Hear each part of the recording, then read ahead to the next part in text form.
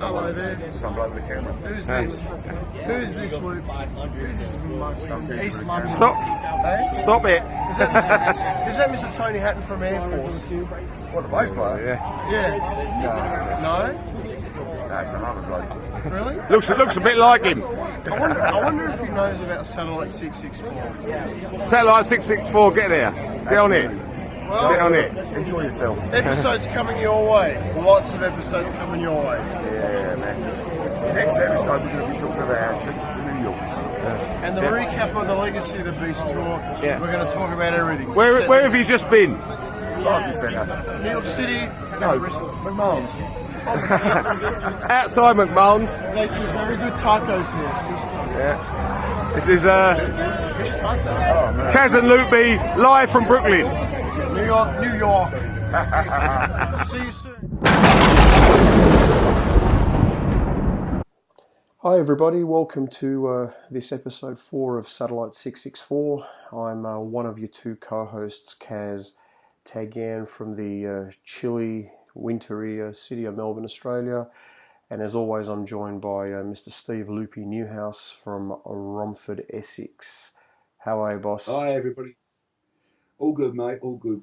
It's nice and warm here at the moment, so I'm sorry it's all cold over there. As you're rubbing You get it better in. summers than we do. We get very hot, oppressive summers actually. So, well, it's been a long time between drinks. It's been 7 weeks, well over 7 weeks since our last episode. But I reckon there's a good reason for that, Loop. Well, what are you saying? I've no idea. Yeah, we both just come back from, well, me personally back from New York, where you went a little bit further. Yeah, so Loopy and I caught up in New York. There was a certain tour from a certain band going on, and we met up with quite a few friends and attended the New York City shows, and I then went north of the border to Canada and caught the shows in Montreal and Quebec City. They were incredible, which brings us to the topic of the day, and that is the recap of the Legacy of the Beast tour. Now that we've seen the European tour, the UK tour, and well into the throes of the North American tour, we're in a good position to really discuss it and analyse it, and that's what we're going to do in this episode. And may as well just give a spoiler alert now, as unbelievable as it is, but there are some people who I think is quite admirable, don't want to know the set list, they don't want to know the stage show, they don't want to know anything about it, they just want to go to the show and be surprised. So we are going to talk extensively about the Legacy of the Beast tour and the show. So if you don't want to know, switch off and come back at a later point. So we'll give you. Yeah, I was just trying to think if there was a way of actually doing it without mentioning the track names, but you can't do it because it's so well planned. Look, in this day and age, I mean, just about everybody knows, but then there are always going to be the very small minority of people who Cave dwellers, yeah. Look, who want to go and have the spontaneity, and like it was in the old days, like when we used to see Maiden in the old days and we didn't know what songs they were playing. They were the good old days. Yeah, I mean that's the problem. The internet can be such a dangerous thing. Exactly. There's always going to be somebody out there that will spoil it for everybody else, and you can't get away from it. No, exactly right. So, well, let's start. What was the highlight of the tour for you, Steve? The highlight, well, being in New York for 5 days, having never been there before, the highlight was just the entire 5 days. I mean, it's a stunning place. I came away from there thinking I could quite happily go back and live there, especially that little area. On the last night I was there, we went to a friend's house and had a barbecue there. And then the following day, he took us out for a drive around Long Island, and absolutely amazing. It was hot, don't get me wrong, but it was, yeah. But yeah, it's the meetups. I mean, we spent a couple of evenings in a pub called McMahon's on Fifth Avenue, and it was just crazy, crazy, crazy. Yeah, it And of course, was. the shows got in the way, but Yeah, look, it was. It was great to see everybody. We do have a quite a sizable sort of online community, the Iron Maiden community, and spread all across the globe. And the New York City shows were very unique because a lot of people had flown in. There were people from Europe, the UK, from all over the US, South America, Asia, and it really was a concentration of some of the most passionate Iron Maiden fans in the one place. One thing that does stick in my mind was, all right, you've got the crazy things that go sort of pretty much all over the place. Yeah. And I'd love to earn the sort of money they do because I want to do it. But when I was out on the tour in 17, Book of Souls, I mean, I met a lot of people from all over the place. And the weird part about New York was that they were all there. All these people that I've met from all over the country, obviously from all over the world, are all descended on New York. And there were two guys in particular, two guys I know from Germany, and a lot of people will know them. They're sort of fairly tall, they're both fairly slim, both got moustaches, and they both wear these scarves around the tops of their heads. And I saw them in McMahon's, and I've gone, I don't believe this. And it was all high fives and hugs, and I saw them on the Book of Souls tour, and here they are in New York. This is just bizarre. Yeah, I agree. I agree. I mean, I was with you at that pub as well. Right until 2, 3 in the morning, and the camaraderie was great. Superb, good time. And you see that in their A markets. London, New York, Paris. Los Angeles. Munich. These sorts of cities where Maiden play. It really does attract a lot of travelling fans, and it's a wonderful atmosphere. But for me, I guess, sure, I mean, I've sort of lost count how many times I've seen the band over the decades, but they are really, really on top of their game. I mean, they are tight. They are playing. Yeah. I mean, considering their age, just to start with. I mean, their age, for what they do. I mean, Bruce, the band of the band. The band don't have to run around, yet Yannick still does, like a young school kid. Nico's behind the kit, flawless, absolutely flawless. And then you've got the other three, Steve, Doug and Adrian, who do what they do. And it was as tight as you could get. It really was the tightest show you could get. So let's go back to Bruce and talk about the theatrics. Because I think it was a costume change in almost every song. It's again, he's running around like a school kid. He surprised me, and he shouldn't really, but yeah, he did surprise me. Yeah, and I guess just looking at the other lads, Adrian Smith just keeps getting better and better and better. I mean, he is one musician who really is at the top of his game. I mean, his guitar playing is sublime. His ability, in fact, all of them, Dave as well, and Yannick Gers, their ability to improvise in their guitar solos and make each guitar solo every different night unique is incredible. I don't think I've ever seen that. There's not too many guitar players that can actually do that and do it well consistently. And it was just a joy to watch. It really was a joy to watch these guys and the musicmanship and the chemistry between them. I just thought it really... Yeah, absolutely. I mean, it really worked. I mean, the whole thing is... going back to you saying about the guitar solos. Now, many bands will go out and play a solo note for note as you hear it on a record. And yeah, I totally agree with what you're saying. But, I mean, all three of them, it was improvisation. They didn't play a solo note for note. They did something else, and the following night they'll do something else again. It is I mean, there's only one solo that Adrian ever sort of keeps up with, that's sort of pretty much note for note, is Wasted Years. Yeah. Because it is such an easy solo, really. But yeah, all the others, yeah, the three of them, well, three amigos is, I think it's spot on, really. Yeah, look, it's a formula that's worked well for 19 years now or 20 years now. Yeah. And honestly, I know we've touched on this with Rasmus on the last show, but based on what I saw, based on what we saw at the shows that we saw, they they they could seemingly go on for a long, long, long time. Again, it's an Yeah. unknown. We don't know, but gee, it's hard to see a band at their peak at this age just stop. It just I can't. I don't want to see it happen, but I can't really see it happen. Certainly not in the foreseeable future. So time will tell. But the other thing that I thought was remarkable was, for me, a big highlight was actually Montreal, Canada.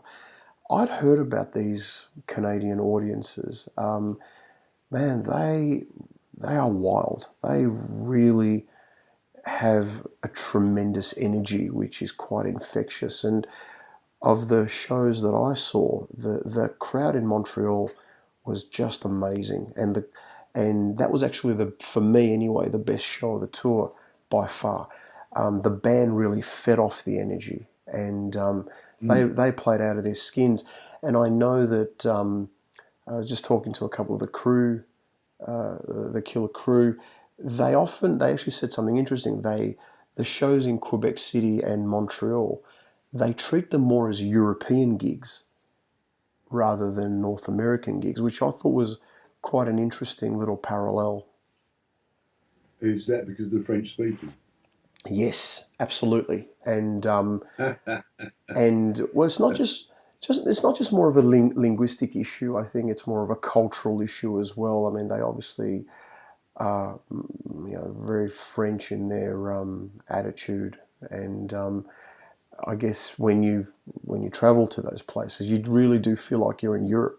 You really do feel like you're in provincial France at times. So I think that may have something to do with it. Well, unless you get your shoes stolen, of course. What do you mean? Why would you get your shoes stolen? Yeah, Jet Fontanini had not been in Canada for ages, and she gets into Canada, and the first thing that happens is someone busts the trunk of the car open and steals a bag of her shoes. I heard about that. I heard about that. Yeah, I heard about that. I heard about that. But I guess the other incredible thing is, I mean, the obviously Maiden of loads of tours dating back to 1980. Would you say that this is the most theatrical of all the tours that they've done? Absolutely, without doubt. Yeah. It's, It's a rhetorical question, by the way. I mean, the answer is, of course, yes. no. Yeah, exactly. It's. I've seen the band with Bruce since '82. Not every tour because there's a couple I completely missed. But when it comes to theatrics, I mean, over the last 7, 8, maybe 10 years, they have added a little more, a little more, a little more, and this time it's just gone full blown. Theatrically, this is the biggest production. I mean, how they can top this is beyond me. I have no idea. Yeah. Then you just take something with imagination. Maybe I don't have one. Yeah, look, I think in particular, there's certain points in the show where the theatricality really comes to the fore. I mean, right from the opener, where Aces High, where you're greeted with this enormous Spitfire. Spoiler alert. Spoiler alert. Oh, we did say that. Well, we did say that at the start of the show. Now I've given the warning. I gave the warning at the 2-minute mark, and they should know now. But that enormous Spitfire above the band is I mean, you look around at the audience's faces, the people's faces, in particular people who haven't seen the show yet, and they're just bewildered.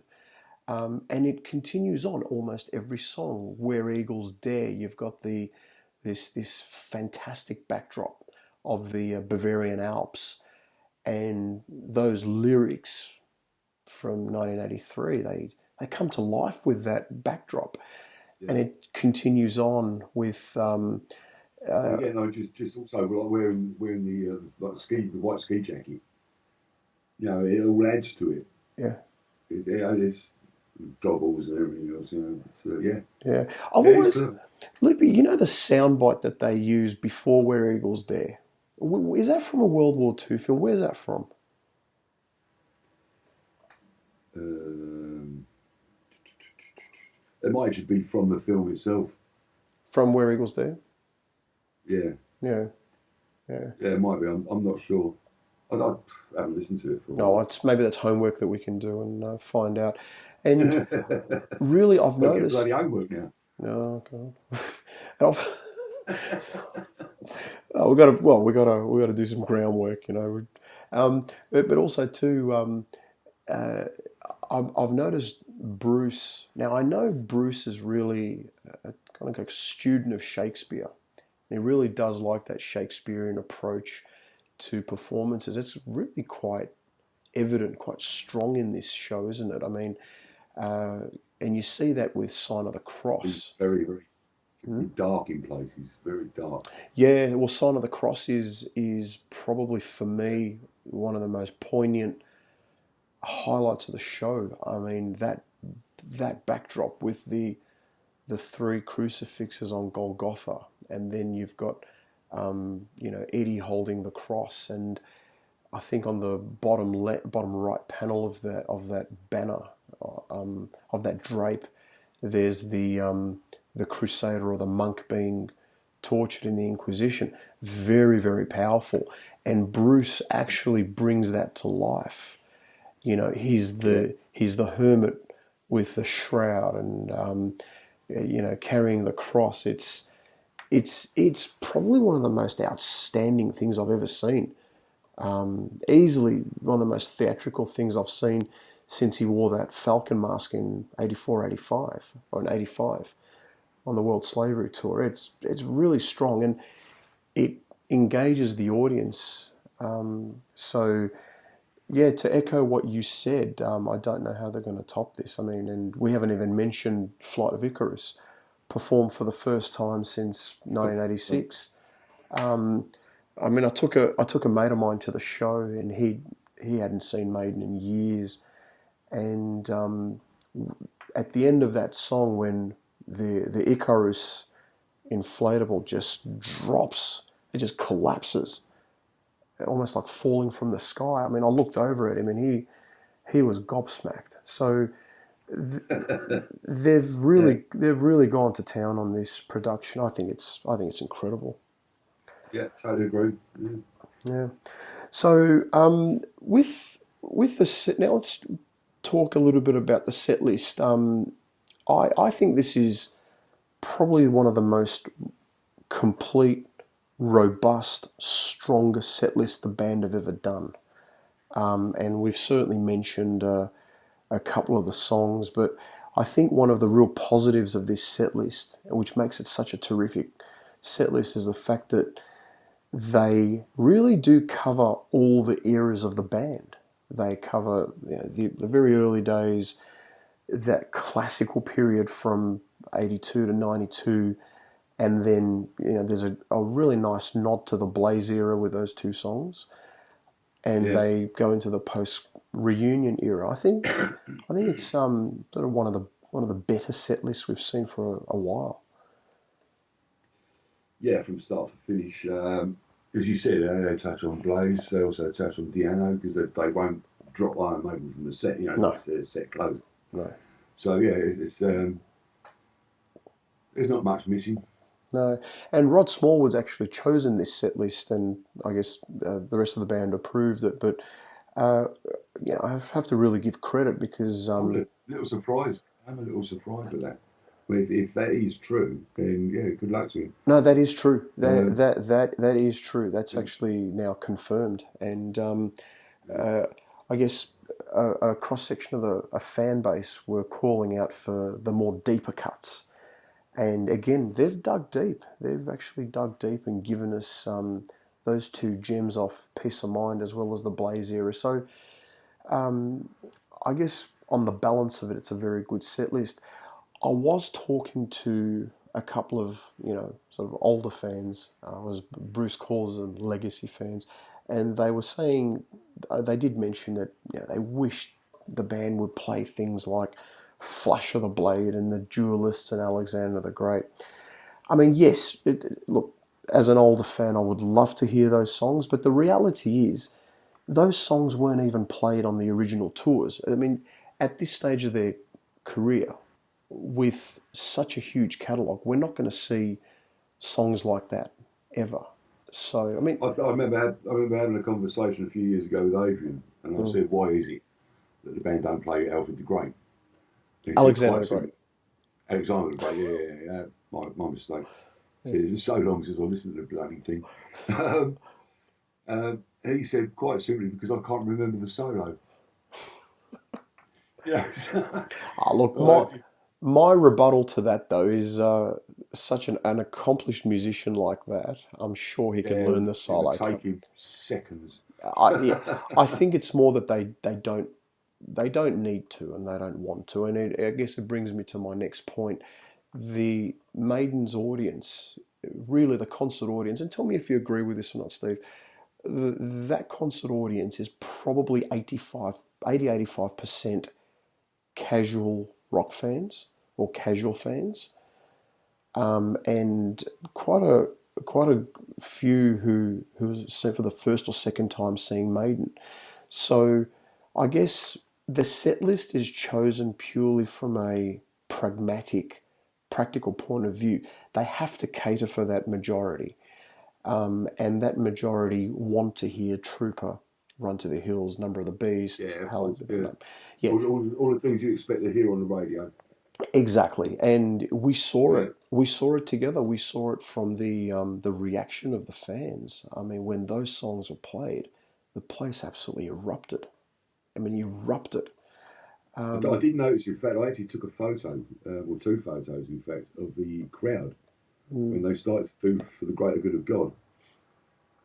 There was just no movement whatsoever. I just found it stunning. I mean, it's not my favourite track in the whole world, but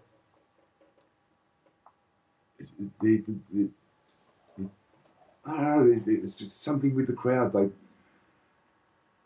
It's almost like they were going, "What the hell is this crap?" It's just such a change of atmosphere. Yeah. Very, very strange. And then when they come out of it and they start going into the stuff they do know, all of a sudden the crowd are awake again. Yeah.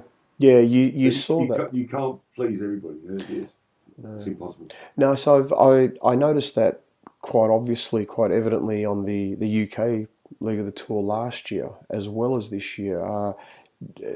Not so much during Klansman because Bruce did a good job introducing that song, but certainly during Sign of the Cross, For the Greater Good of God.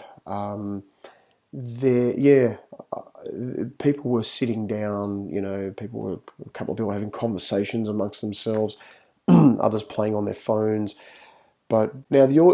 now you guys might notice that Loopy has put the map of my country upside down, and it's a bit of the whole Make you feel at home. old sort of down under thing. But no, there's a bit of look. We're here. We're smiling. We're laughing. But this is serious business. The Ashes is on. The cricket is on. And for our American friends who might say, "What the fuck is the Ashes, man?" It's well, our countries play cricket, and at the moment we've got a very very important tournament on the Ashes, Australia versus England, and just do a quick score check and. Oh shit! We've lost another wicket, so we're bloody hell. Sorry We're about that. we're 2 for 32, so it's not looking too good. And Anyway, let's go back to a regular programming. Just Plus the fact that Smith's not playing, so therefore it's that's your middle order yeah, out of thing to yeah, do. yeah. That's right. Just one more, Cool. just to close the loop on the set list. I think there are a couple of old crowd favourites which went down fantastically well back in the day that I reckon they could introduce and could be introduced by, embraced by the new generation of fans. And one is Stranger in a Strange Land, which, let's not forget, huge single, one of the most iconic sort of pieces of artwork that the band have produced. And it was played as a regular part of the stage show in 86, 87. So I think that's one song that they could reintroduce, but they strangely do not. In fact, that Somewhere in Time album just doesn't really get much of a shake. The other one I thought is 22 Acacia Avenue. I mean, that was a regular part of the set list in 82, 83, 84, and some shows in 1988, and right through the 1990 tour. So it is a crowd favourite. It does address the adventures of, one of the sort of much loved characters in the world of Iron Maiden, Charlotte. So I hope at some point they do introduce those two songs again, reintroduce. Yeah. Well, let's see. I'm not going to do it this tour, obviously. No, So let's look at the next tour. New album. They'll probably do 50% of the new album easy, yeah. and 50%. So who knows? Who knows what the future brings? Yeah, yeah. Look, and whether, I guess, a band of their age want to do a song about a 20-year-old lady of the night is another issue as well. I mean, they've sort of moved on and singing about other topics. So now, Loopy, I've got a rant coming up. Oh no. Yeah, it's one of my rants. I mean, we're not doing well in the cricket. You've I think you take it out on the viewers. you've Take it out on the viewers. Oh. Now, you and I were standing there at the Barclaycard Arena, and we saw a small but a sizable pit develop with a lot of moshing and crowd surfing, and I saw it in most of the shows, and it was quite bad actually in Canada. It was really pronounced in Canada. What's your opinion, before I start on my soliloquy and my rant, what's your opinion on that? Right. It's my opinion is very, very simple. It's an Iron Maiden show. If you want to go to Metallica and do that, fine. But Iron Maiden fans are there because Maiden are their favourite band. And I don't think it's the right place or time for a mosh pit. If you want to run around and hurt yourself, go back to the playground. I just don't see why. I don't understand it. It's childish. That's all I've got to say. Yeah, maybe I don't need a rant now. You just said it all for me, really. Look, it's I've never liked it. The first time I ever saw that at a Maiden show was over sort of 25 years ago, when that whole sort of craze sort of started, and I could never understand it. I mean, you've got these sort of Neanderthals with clenched fists just bashing into each other, and people get injured. I remember way back in 2008, somebody that I know of sustained a broken sternum, their breastbone actually fractured, because some dickhead absolutely lined her up, ran, and basically sandwiched this poor girl between the barrier, and she fractured her sternum. I mean, this is dangerous. It's stupid, and it is completely incompatible and incongruent with Iron Maiden's music. Now there's people out there that'll say, well, fuck you, it's a metal show. Well, no, it's an Iron Maiden show. And the band don't like it. We should actually point that out. The band don't like it. That's right. But Exactly right. yeah, Bruce. And also, I mean, if you're getting fired up by the pace of the song, and then Maiden slow it down and do, as you just said, Stranger in a Strange Land, which is a lot slower. What happens in the mosh pit then? Do they just carry on like, bashing the shit out of each other? What's the point? I don't understand it. Yeah, and it goes back to what we were saying. This production on this tour is just so fantastic. So such a spectacle, and the musicmanship is so good, as we say. How are you going to appreciate that when you're too busy trying to batter ram through some poor person? It's just dumb. It's just dumb. But it's unfair on the people who have also paid the price to be in that same place. Yeah. If they don't want to be involved, they don't have a choice. No. But look, the venue. If it was stopped, then everybody would have a choice. And as you said, Maiden don't like it. I know that. Yeah. No, Bruce hates it. Look, but I mean, the band are powerless to stop it. I don't think the venues are powerless to stop it. And unfortunately, as I said, it's a very small minority that does it, but it does create a scene. And I'm actually gonna make a call. I don't think a lot of these people are actually Maiden fans. I totally agree. They're just agree. Yeah, they're just heavy metal. They're just out for a heavy metal concert, and they think whether it's Venom, Slayer, Death Angel, or Iron Maiden, they're just gonna do what they do. So it's a shame because once upon a time that nonsense didn't exist at Maiden concerts, and one day it really is the minority spoiling it for the majority. Exactly. We should also add one of the really unique things that I saw in the US was the sort of phenomenon of tailgate parties, which for me was quite a cultural spectacle. And for those that don't know, and certainly for European and Australian and Asian audiences, it just doesn't exist. But the American fans actually have a big party in the parking lot outside the venue, and they line up their trucks, lower the tailgate, have barbecues, play music, and it creates very much a carnival sort of festive atmosphere, which I thought was wonderful. And a couple of our friends actually at the Mansfield and Bristow shows, held these tailgate parties, and we joined them. It was great. It was a really nice experience actually. Did you get to see any, Steve? Never experienced it at all, mate. I'm literally going by your word. I've got an idea what you mean. I'm sure I've seen it on videos and pictures and whatever, but never experienced it myself. Great.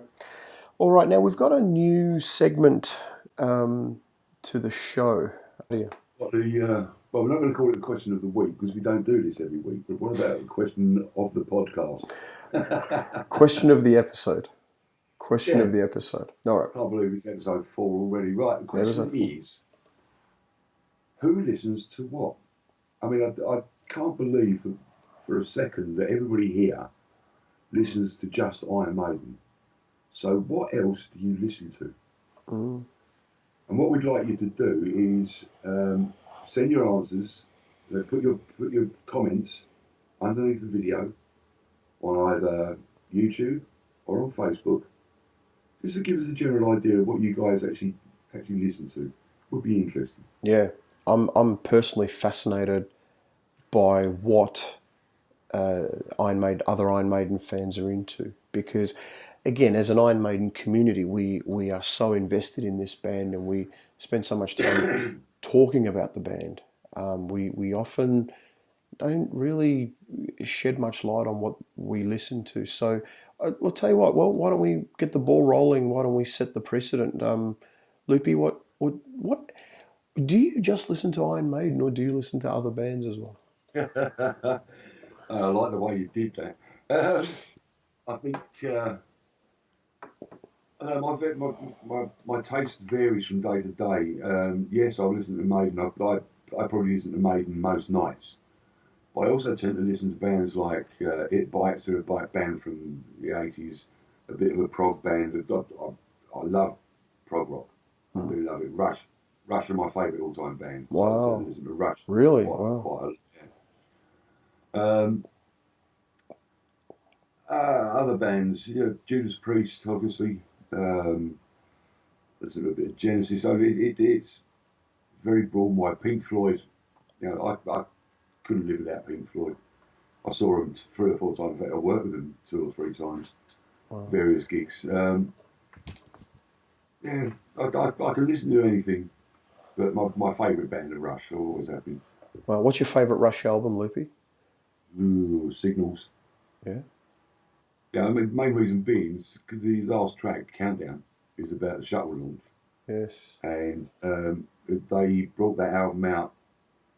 It was about 82, 83. It was just before I went back out to the States to work with Maiden, and we were taken to see the shuttle launch, which never went.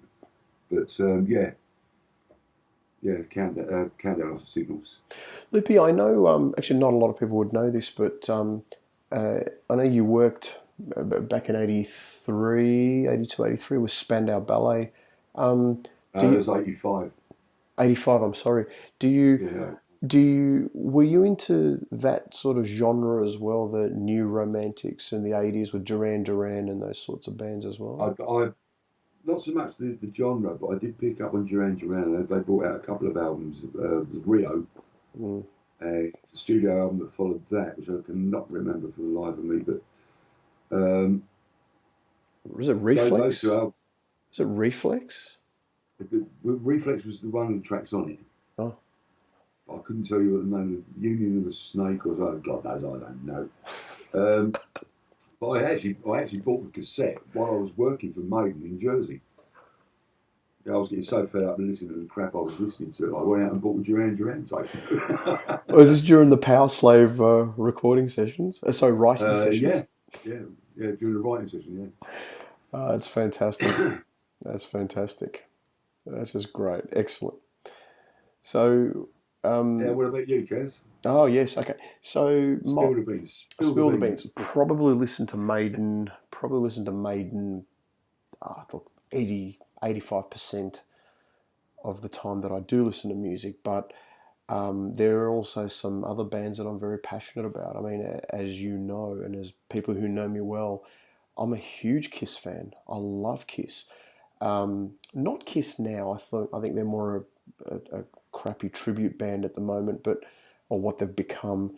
But the original Kiss with the original lineup, right up until the so-called farewell tour lineup in 2001. I mean, I thought Kiss were a force. I followed them right through the 80s and 90s. And I became a Kiss fan in 1980. And that was when, I mean, in Australia, they were bigger than the Beatles. They were huge. So, yeah, I enjoy listening to them. Which was that? Was the year we went out. Correct. Yeah, This is true. So about 2 months after you toured with them, they toured Australia, and it was mayhem. It really was bigger than the Beatles, who came here in 1964. Look, other bands that I like, Queensryche. I think Queensryche are very complimentary to Maiden's music, and I know Steve Harris actually a Queensryche fan, but Operation Mindcrime, which came out in 1988, is Big Queensryche open for Maiden. yeah, they certainly did. 1985, January, February '85, they opened My the history's not all that brilliant. no, they opened the Radio City 1985 show. They did on the Warning tour, but their 1988 album Operation Mindcrime is I think is one of the most unbelievable masterpieces of rock, of hard rock I've ever heard. I like Wasp, love Wasp. Certainly the earlier albums, right up until the Headless Children and Crimson Idol. I think Blackie Lawless is a terrific performer, and sort of being more of a guitar type fan, I love George Lynch, who played with Dokken and Lynch Mob. So they're sort of bands that I listen to when I want to have a bit of a break from Maiden, amongst others. But anything else you want to touch on, sir? Not really, but I do have one a little bit of a request. Burfest will be announcing the new lineup for 2020, March 7th, I believe. At the Dome Tufnell Park, they'll be announcing the new lineup at the beginning of September. So keep your eyes open for that. And let's hope that it sells well, because it is a worthy cause. And just like to see you guys there, because I'll be there working with Andy. So, Loopy, can you tell, for the people who don't know, from our viewers, tell us about Burfest. Tell us how it started, when it started, what is Burfest, what's the mission statement? Right, the idea behind Burfest, quite simply, was to raise awareness and raise money for MS Action Trust. This was started next year's will be the fourth. Last year being the third one, and it is a yearly event. Last year's was headlined by Maiden United, who are an acoustic version of Iron Maiden, based in Holland. Also on the bill were Praying Mantis, a band called The Deep. I've probably missed loads, but I can't remember. But the idea is, as I said, it's all done in Clive's name, and it's there solely to raise awareness and raise money for the MS Action Trust. And how many have been held thus far? How many events have been held up so far? Three so far. Three so far. And what's the success been like as far as fundraising? It's gradually got better and better and better, but there have been a few problems. Quite simply, when this is meant to be done for a charity, and yet you get various artists, and I'm not going to mention any names, but they know they are asking for $2,000 just to turn up. Then they also wanted flights covered, they wanted their hotels covered, they wanted food, blah blah blah blah, where everybody else was going out and buying their own food. Yeah, some people just don't get the idea of charity. And Andy, who actually runs it, he almost found himself in debt for $2,500. Oh, gee. So it's not good. All right, I managed to get in touch with these people and say, look, do you not understand the meaning of charity? Just do us a favour, waiver your fees, waiver something. Because Andy is going to struggle to do this again. People like you take the piss. Anyway, I don't know exactly what happened, but I know that Andy didn't pass over as much money to MS Trust as he would have liked. But then he actually laid out so much more money to get the event on. Okay, so just repeat, when's the next Burfest? It's the 7th of March at the Dome in Tufnell Park, North London. Okay, so we've got quite a bit of time up our sleeve to give Burfest a plug, because it is a worthy cause. And tickets are $16.50 and the doors are open from 3 p.m. Excellent, wonderful. Well, and there is episode 4, and there's our recap of the Legacy of the Beast tour. We hope you enjoyed it, and get in touch with us, talk to us. We'd love to hear from you, and we'll see you soon. Yeah. Any questions, just ask. And don't forget to get a copy of my book, Loopy World, The Iron Maiden Years, available at loopyworld.co.uk. See you guys. Take care. See you next time. Bye-bye, guys. Bye.